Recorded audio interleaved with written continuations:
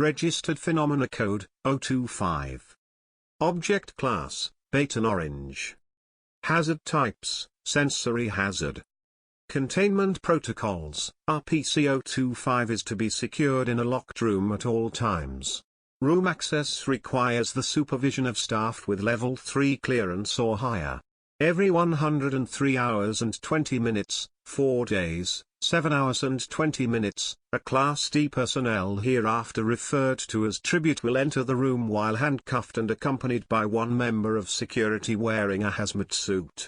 The tribute cannot have been previously selected as tribute and if possible should be someone who knows as little as possible regarding the identities of staff assigned to RPC-025.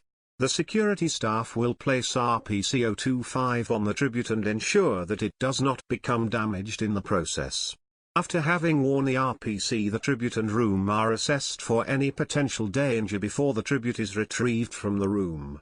If the tribute is still alive, they will be examined to determine what effects the exposure had on them.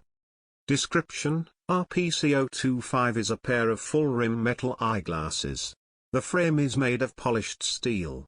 The temple tips are black in color and made of plastic.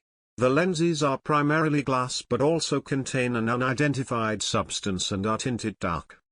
When RPC-025 is worn by a human, it will alter their eyes or eyesight in some way. These alterations are potentially dangerous to the wearer as well as to people in the vicinity.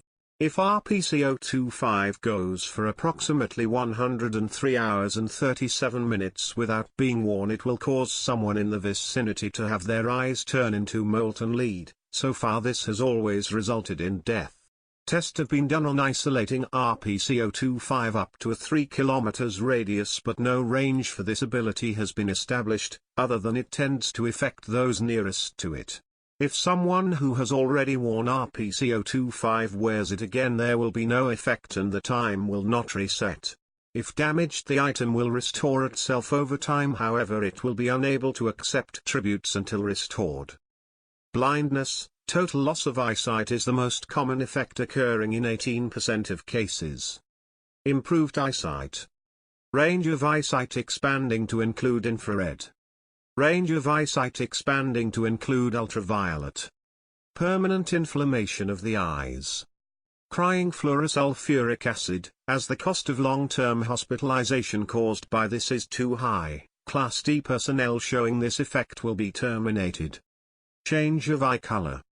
A time delay on visual perception, the subjects see what their eyes were exposed to in the past instead of immediately. The most extreme case being a 7-minute delay. Color blindness. Vision inverted vertically. Exposure of the eyes to sunlight becoming painful.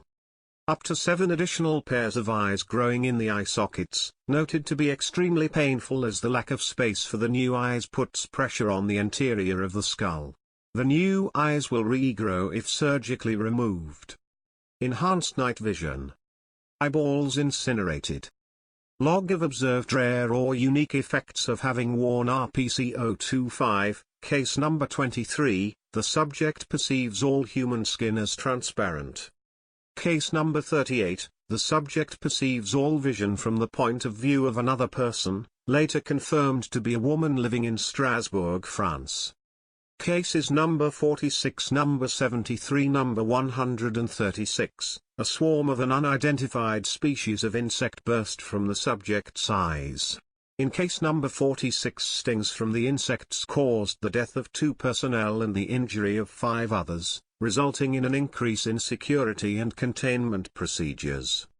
Case number 61, the subject perceives vision from a stationary point in what he describes as a red desert. The inability to halt his vision by closing his eyes has reportedly caused him extreme distress. Case number 65, the subject's eyes disappeared. Case number 79, the subject perceives iron and alloys containing iron as glowing bright white. Cases number 81, number 131, number 173, the subject's eyes burst releasing a high dosage of chlorine gas into the air. Case number 91, the subject claimed he could see people's sins. He was able to identify those with a criminal past on site with a very high but not perfect degree of accuracy. Cases number 103, number 163, the subjects perceived tall deformed humanoid figures walking through the facility observing people. When brought together it was confirmed both subjects saw figures doing the same actions in the same places. Case number 117, glass fragments blasted through the subject's skull with extreme force, resulting in the death of one security personnel. Autopsy of the subject suggests that both his eyes turned into glass before the left eye exploded. Case number 129, the subject began screaming and when later unrestrained pulled his eyes out with his fingernails. The subject later committed suicide. Autopsies showed no medical abnormalities. Case #redacted, data expunged. Case number 143, the subject felt agonizing pain at the sight of the color yellow. Case number 145, the subject claimed to see strange animals eating everyone including himself. The subject described the walls and floors as coated in gore and people as walking corpses. The subject later died of a heart attack. Case number 159, the subject became disoriented and died. Autopsy showed the cause of death to be mercury poisoning, and suggest that the subject's eyes filled with mercury which spread into the bloodstream.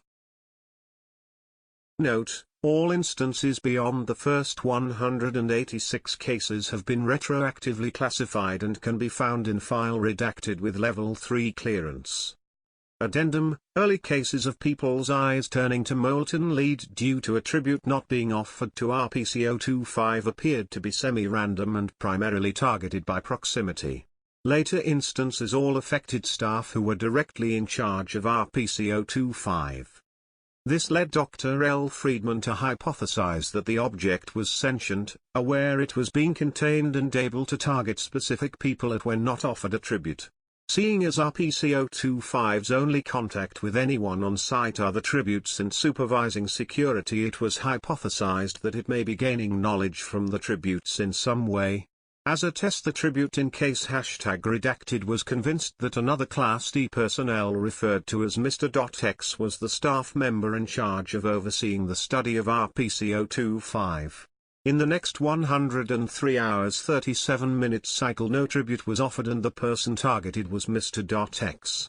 From here on all tests involving withholding tributes are forbidden and Class D personnel selected as tributes will have as little knowledge regarding site staff as possible.